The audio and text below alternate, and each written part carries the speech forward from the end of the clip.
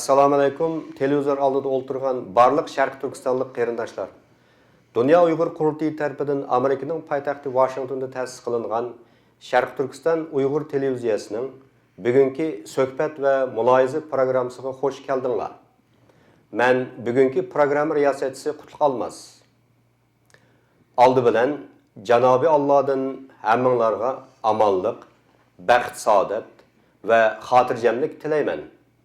Hürmetli televizor ko'rguvchilar, Uyg'ur xalqining munavvar farzandi ham mashhur milliy ustozimiz Abdurim O'tkir hozirgi zamon Uyg'ur tarixidagi dangliq shoir, adib, tarixshunos ham tilshunos bo'lib, 1923-yili Qumulda tug'ilgan.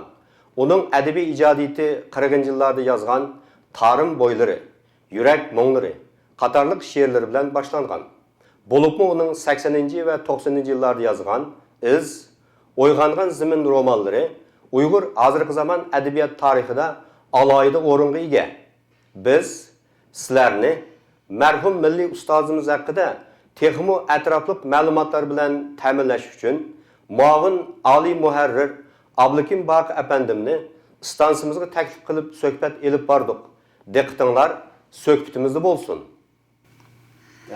Yaxshimisiz Abdukim Baqi apandim? Men oldi bilan stansiyamizga vakolatan sizning qimmatli vaqtingizni chiqarib ziyoratimizni qabul qilganingizga ko'p tashakkur aytaman. Hurmatli televizor ko'ruvchilar, mana bu yoqda aziz mehmonimiz Abdukim Baqi apandim bo'ldi. Men oldi bilan Abdukim Baqi apandimni qisqacha tanishtirib o'taman.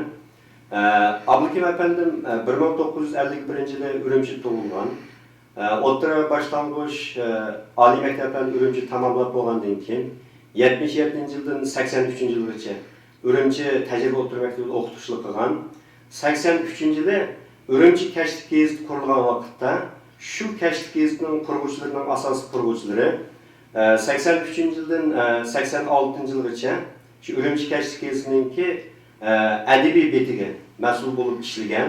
86-yili Urumchi shaharlik adabiyot san'atchilar birlashmasiga yo'tkilib, shuning qarmog'idagi Tangritog' jurnalininki bosh muallimi bo'lgan.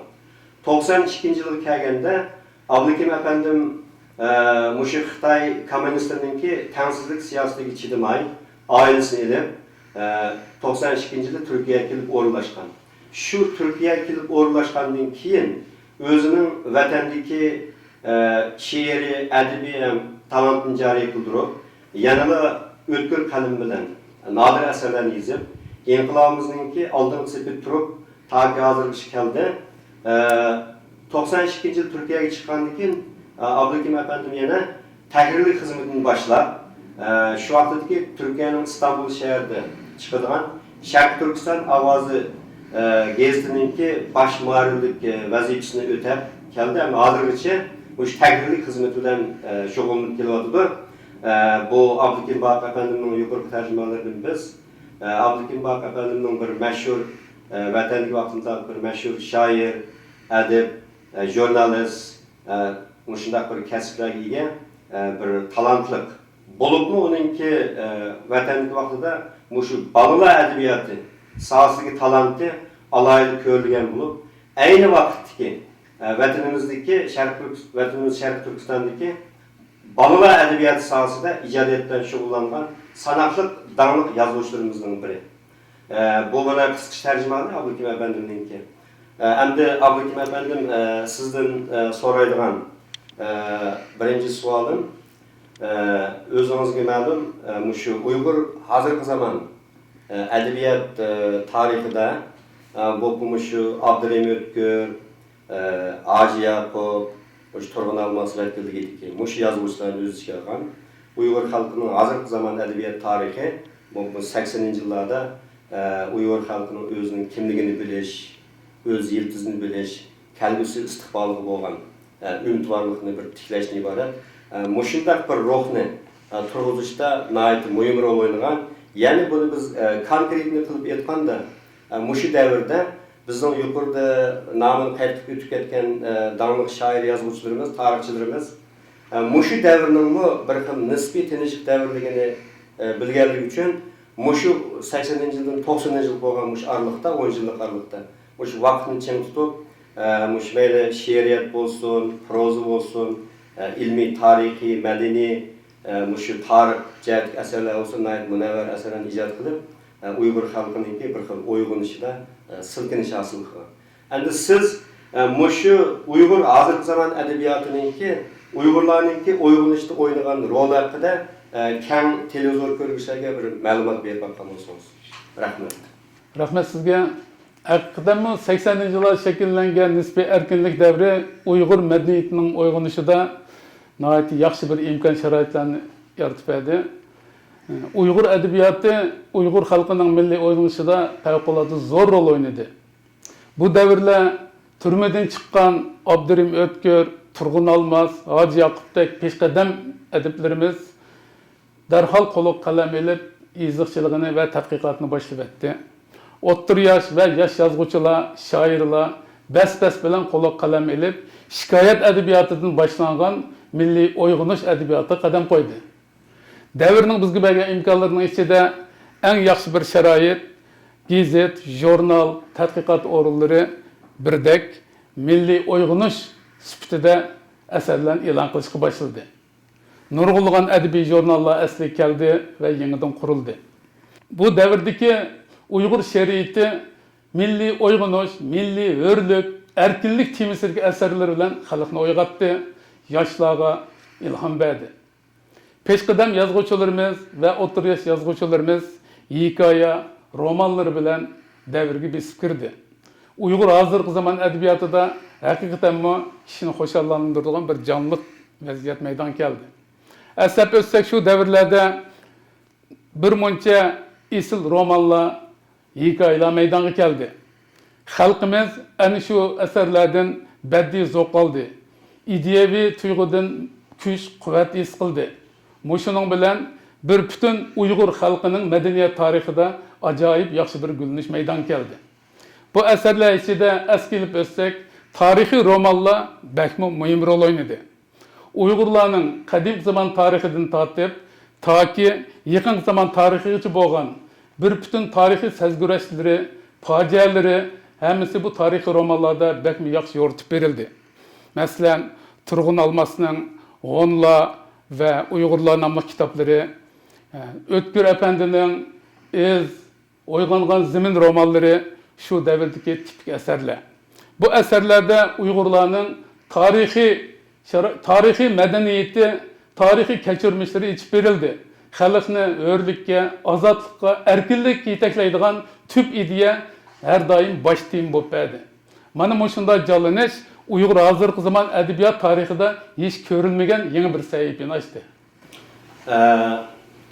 Siz ama bayanınız nihayet yaxshi oldu. Nima uchun deganda, chunki sizmi shu vaqtda bir mushu yuqorida qayd qilingan, ism qayd qilingan peshqadam shoir, yozuvchilarimiz, tarixshunoslarimiz bilan bir safda turgan yosh yetilayotgan bir shoir, yozuvchi edingiz. Chunki men şu vaqtda o'rta maktab, oliy maktabda, o'rta maktab sizning darsingizni olgan, keyin jamiyatda gazet jurnallarda e'lon qilingan she'rlaringizni o'qib shu balalar adabiyatiga doir asarlaringiz shu jamiyatga oid yaxshi ta'sir qo'zg'agan bizning shu keyingi avlodlarni tarbiyalashda. Endi shu nuqtadan olgandimi, endi sizningki shu davrdagi adabiyotning umumiy ahvolini bilishingiz haqiqatan nəhayət ətraflı, mükemmel değişik oldu. Çünkü siz şu peshqadam yozuvchi shoirlarimiz bilan bir saf turib, she'riyat ulandı, hikoyachilik ulandırmış sahada sizga nəhayət ko'p ajr so'ndirgan. Buni yaxshi bilaman. Ham sizning shu yuqori bergan bayonlaringiz ko'p rahmat. Endi shu bayonlarning davomi sifatida endi biz to'xtalgan bu ketimlik programmamizda milliy ustozimiz, mashhur shoir, adibimiz, tarixshunosimiz Abdurim O'tkir ijodiyatininki mushu davrdagi tükki alayligi nimeti. Yani konkret qilib aytganda biz asosan 80-yildan 90-yil bo'lgan 10 yil nisbiy gulinish davrini bayon qilyapmiz. Mushu davrdagi Abdurim O'tkirninki mayli she'riyat bo'landi, mayli prozchilik, mayli tarix, mayli boshqa madaniy izlanish jihatdagi mush asarlarning hammasidagi bir izchil ideyaviy alaylığı nemet? Lev Tolstoy yazgıçının vicdanı onun yazgan kitabıda degan edi. Biz ustozimiz Abdurahim Ötkür Efendi'nin bir bütün ijodiyati va hayotiga nazar soladigan bo'lsak, uning xalq oldida vijdoniy burchini qanday ado qilganligini yaxshi ko'rib olaymiz. Abdurahim Tilashov Ötkür degan bu ismda Tilashov familiyasi ajoyib qiziqarli bir voqea bilan eskelindi. Ötkür aka Ürümchidagi Qizlar o'rta maktabida o'qituvchilik qilayotgan davri Shingsay tarafidan qo'lga ilinish xabari keldi. Bu vaqtda maktabning mudiri qanday qilganda bu Abdurahim Ötkürni qo'g'dab qolg'ili bo'ladi degan nuqtadan o'ylanib kelib, oxir uningga dadisi Osman Hoji Amansha qo'lga ilinib ketganligi uchun buni, ya'ni Abdurahim Ötkür bu beqib olgan bolasi edi. Buning dadisining ismi Tilashov deb ismini qo'yib, uni bir qatimli xavfdan saqlab qo'ygan. Shundan buyon Tilashov degan familiyani qo'llanib kelyapti. Yana Abdurahim aka Lev Mutallib bilan birlashib Chinmodan dramasini yozgan vaqtida bular nihoyat yaqin qo'yiq munosabatda bo'lgan. Mutallib Abdurahim Ötkür akaga Ötkür taxallusini taklif qildi.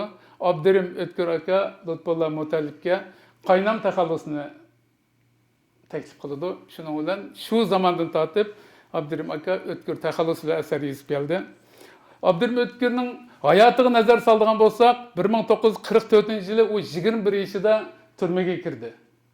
45-yili turmadan chiqdi. Shu davr uning hayotida eng cho'ng burilishlar edi. Uyg'unish davrida Xitoy istibdodlarining zindonda yetib, zulmni o'z beshini kechirdi. Bu uning keyingi davrdagi adabiy ijodiyotlarida haqiqatan cho'ng rol o'ynadi. Abdurahim Ötkür akaning bir bütün ijodiy asarlariga nazar solsak, oldi bilan 46-yili uning Yurak Mo'nglari nomli she'rlar to'plami nashrdan chiqdi. Bu vaqt Abdurahim aka 22 yoshda edi. 1948-yili Tangirtaq nashriyat tarafidan uning Tarim Bo'ylari nomli she'rlar to'plami nashrdan chiqdi. Bu vaqt Abdurahim aka 25 yoshda edi.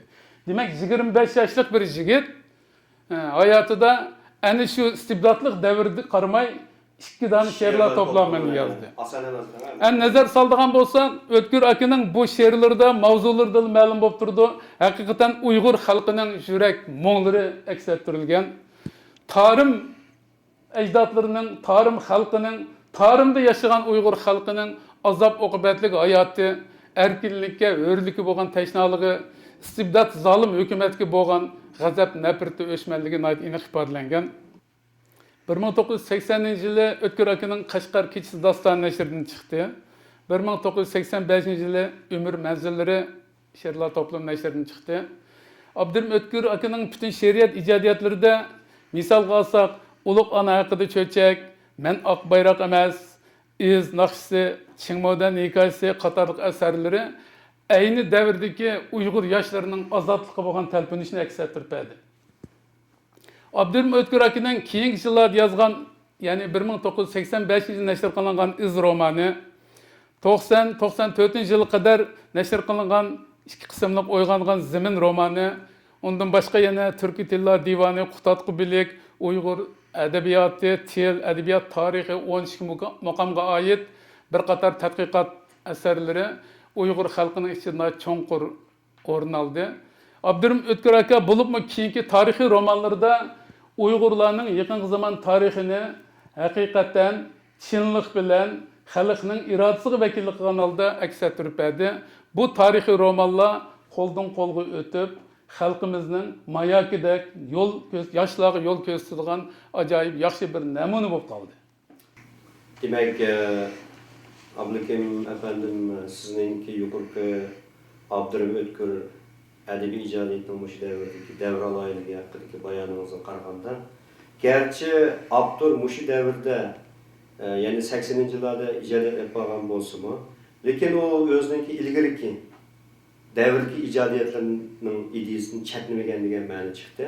Demak, bu o'xshamagan davrdimi, ya'ni bir xil izchillik bor, ya'ni buning butkul asarlarida Abdurning Uyg'urlarningki zodi mush Xitoylar tarafidan mustamlika qolgan bir haqiqat yo'rtib berilgan degan ma'no chiqdi. Nihoyat yaxshi ma'lumotingizga, bergan ma'lumotingiz ko'p rahmat. Hamda o'zingizga ma'lum, Muşu Abdur'ninki Abdurrahim Ötkür'nün 80. yıllardaki icadiyeti içinde en ağır salmaklı, yani mühim salmaklı egerligen eserler qaysı degende iz romanı. Endi onun mazmunu ulangan, oygangan romanları muşu vekillik ega müşterekte. Endi sizninki Abdur'nun muşu 3 parça jirik romanı hakkındaki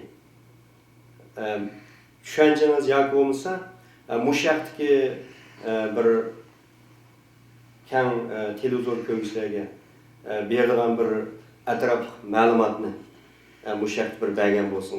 Ya'ni konkret aytganda mush 3 romani Abdurning 80-yillardagi ijodiyatninki Javriya deyishga bo'ladi.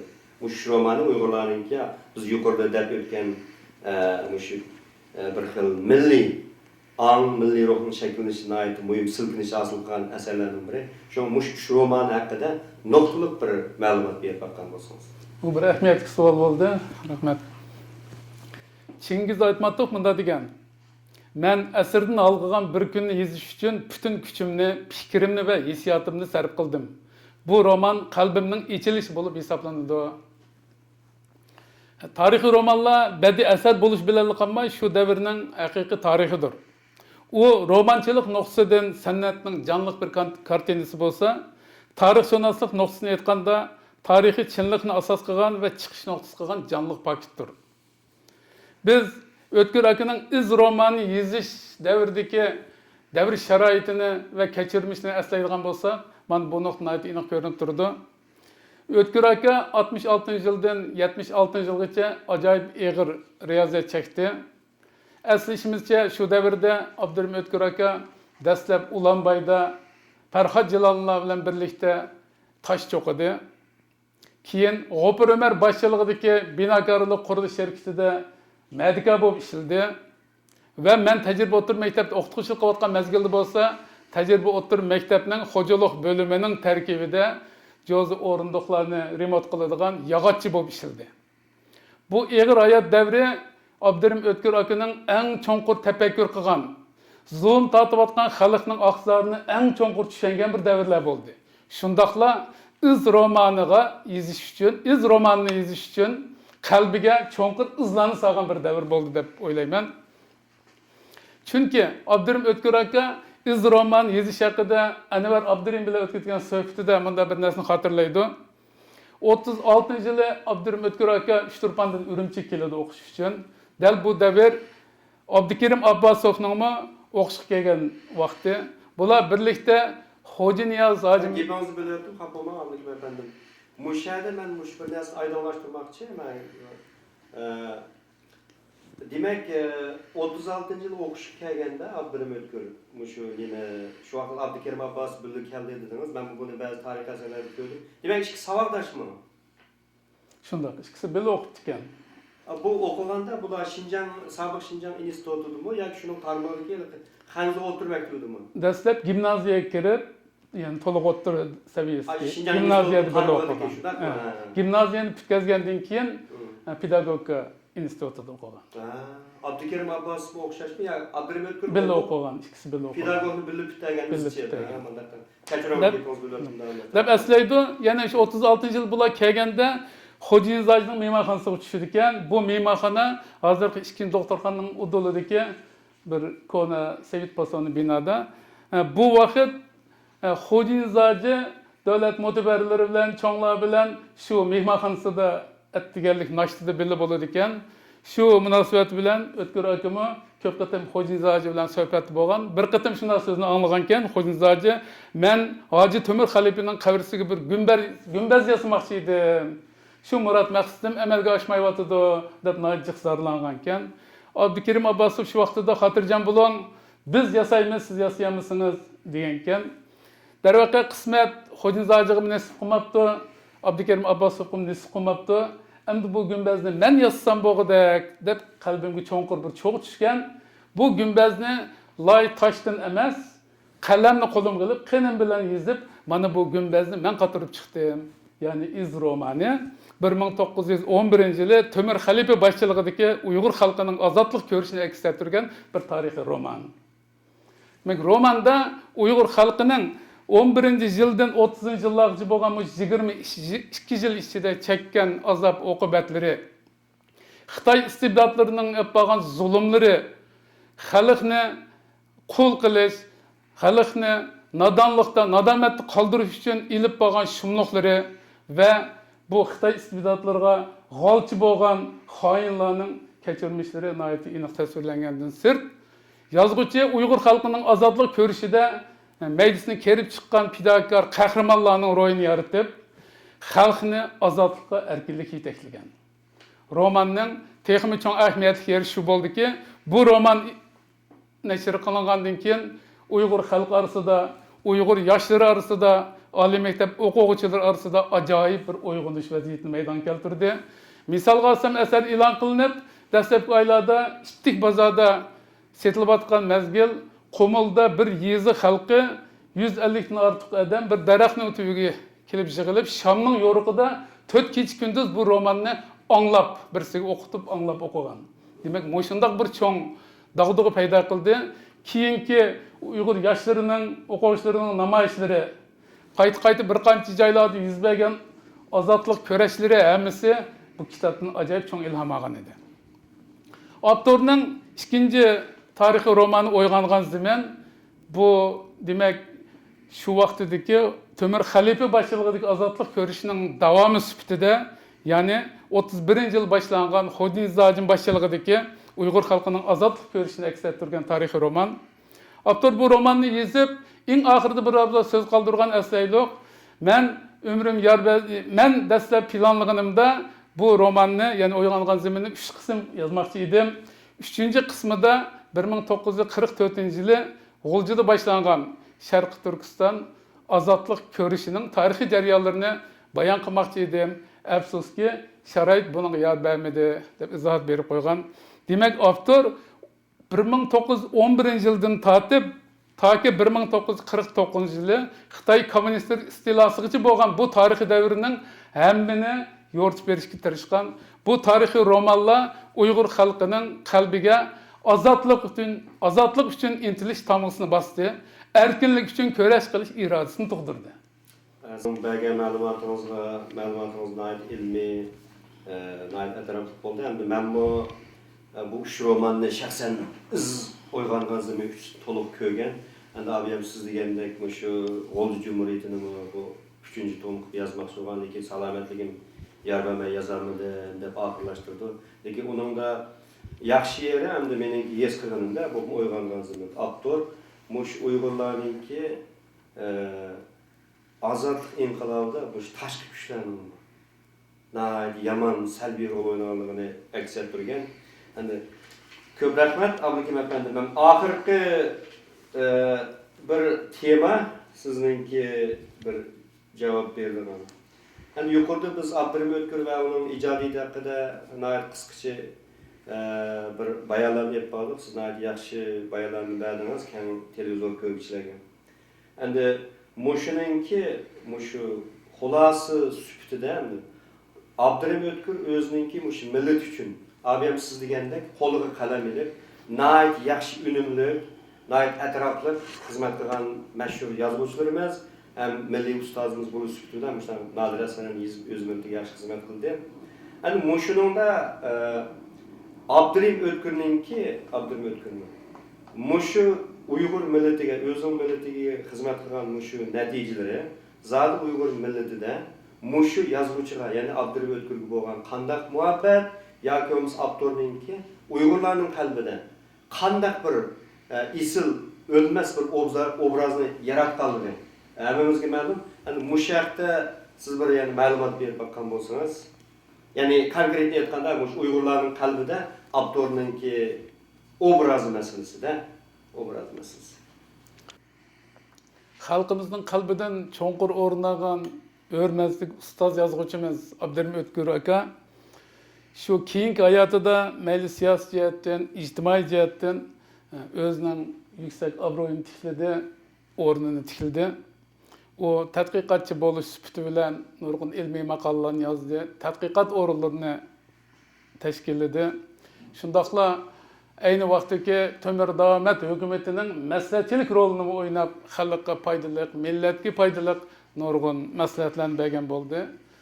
Yazğıçımız yana şu davrlarda Amerikaga chiqib bir doklad berish fursatiga muyassar bo'ldi. Avtor hergiz ardım taldım demedi.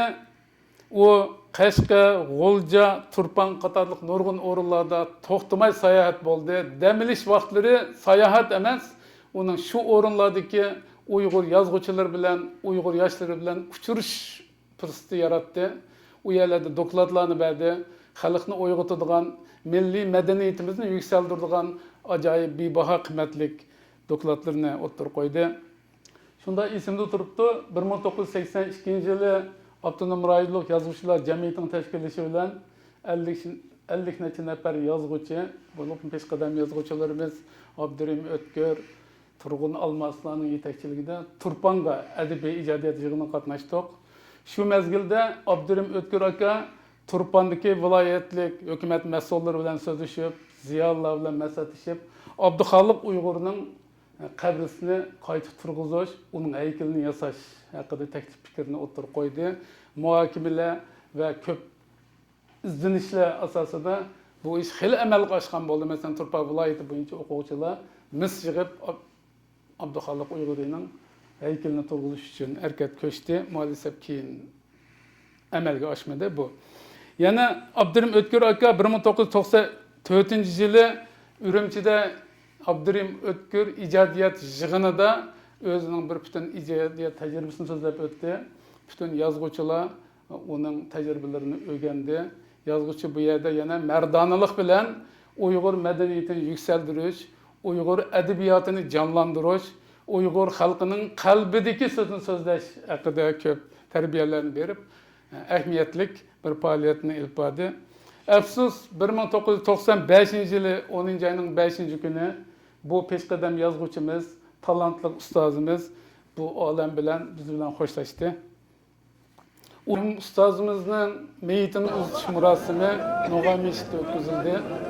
Shu kunki haybat, shu kunki jo'shqinlik kayfiyat, odamning ko'pligi, odam dengiziga aylangan bu dafn murosimi hukumatni cho'chitdi. Kishilar merhum ustozimizning tavutini qo'lida emas, olqinida egiz ko'tarib bir qancha kilometr yo'lni besib mangdi. Yo'l bo'yi kishilar uni asildi, uni xotirildi, yig'zor qildi va duo takbirlarni o'qidi. O'tkir akaning o'limi uning hayotiga berilgan haqiqiy baho bo'ldi. Hamma kishilar dedi, O'tkir akaning to'yi bo'ldi dedi. Nimishqa minglagan, o'n minglagan xalq toki No'g'ay mechisini tortib, şehitlik kichi bo'lgan orliq qancha kilometr yo'lni qatnashni to'xtatib, liq-milliq xuddi dengiz to'lqinlaridek to'lqinlab turib, haybatli takbir ovozi bilan uzatdi. Bu hurmat hech kimga nasib bo'lmaydigan hurmat edi. Bu hurmat Uyg'ur xalqining o'z ustoziga ko'rsatgan hurmati. Ya'ni uni ulug'laydiganligini, uni qadrlaydiganligini, o'zini so'ygan, xalqini so'ygan ustozini menga unutmaydiganligini aks ettirib bergan edi. Ölümeden keyin avtorning, ya'ni ölümeden keyin ustozimiz O'tkir akaning nazari o'tkazildi, dafn qilish marosimlari o'tkazildi. Shu vaqtdagi ma'lumotlardan qaraganda 100 parchadan ortiq ta'ziya telegramması keldi. 80 parchadan ortiq marsiyalar yozildi. 20 parchadan ortiq aslima nasrlar yozildi. Xalq o'zining qayg'usini va madiyasini yozib, o'zining ko'nglidagi hurmatini izhor qildi. Mana bu matam murosimi Uyg'ur xalqining ulug' ustozligiga ko'rsatgan o'z qalbidagi obrazining namoyandasi edi.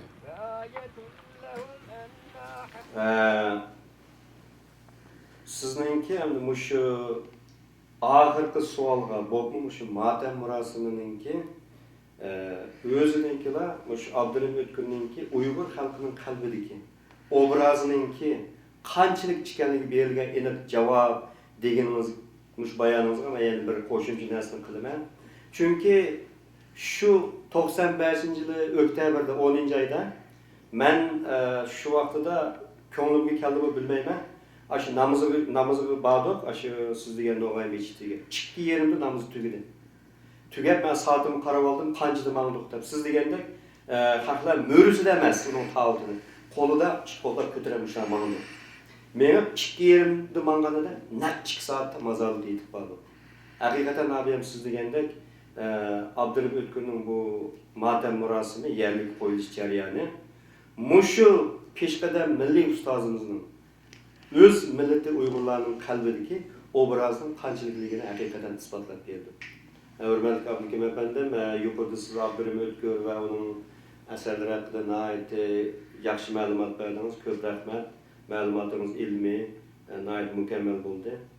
Endi sizningki marhumning ro'yiga qarta bir deydigan ko'ngil so'zingiz bormi? Rahmat. Duo ve yüksek hürmet hissiyatım bilen şuna degim keladi. Hatır cemiyetin ey ulug' ustoz, sizning iz she'ringizni ko'rsatgan shu izni bo'ylab bugun biz Rabia Qodir boshchiligida Uyg'ur xalqining erkinligi, hurriyati va ozodligi uchun yo'lingizni davom qilyapmiz. Hurmatli televizor ko'rgichlar, bugungi programmamiz mushada tamomlandi. Xayr xo'sh. Kelar qatimliq programmamizni ko'rishgacha omon bo'linglar.